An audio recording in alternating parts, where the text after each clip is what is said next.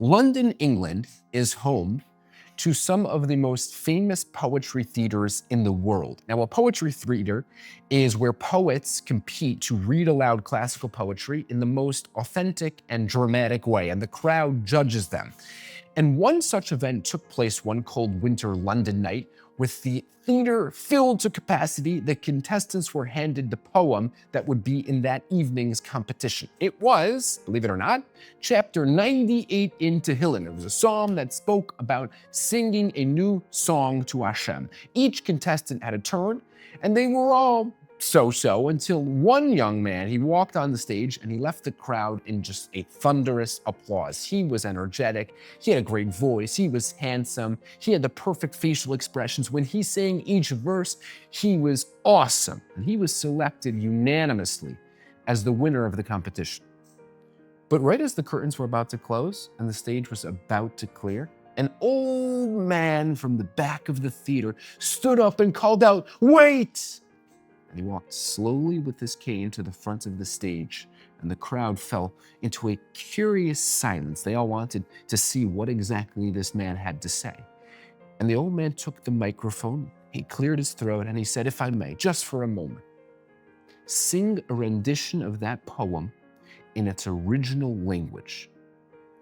He brought the mic close to his mouth, and he began the slow singing of Shiru Lashem, Shir Chadash, and he closed his eyes and he looked up and he kept on singing, and the audience just frozen in shock. They stared at him. They never saw something like this before. The man, almost in a trance, he kept on singing.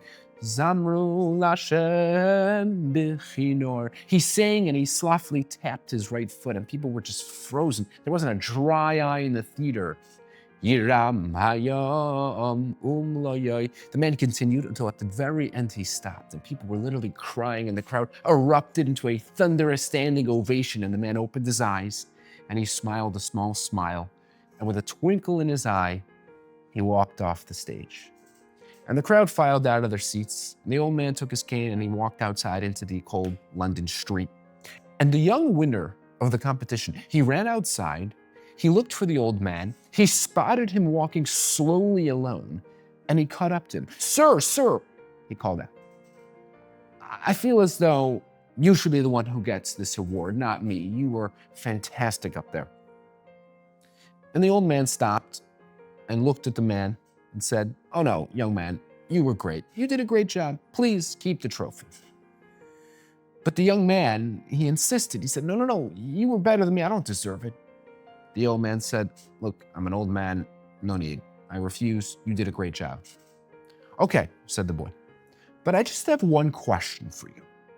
Why was it that when I was on the stage, the crowd smiled and clapped, but when you were up there, they cried?" The old man stopped walking. He looked the young man in the eye.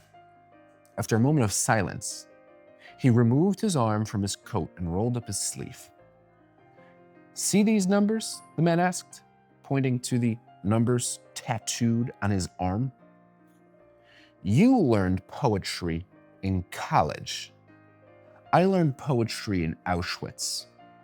King David to you is a composer. King David is my grandfather." And he rolled down his sleeve and he put his coat back on, and he looked one more time into the eyes of the young man and said, "You may have gotten up on that stage and sang that song. I am that song." And with that, the old man took his cane and he walked off into the night. The Jewish people don't just sing the songs of the universe. We are the song of the universe, and the world keeps spinning because we refuse to stop singing.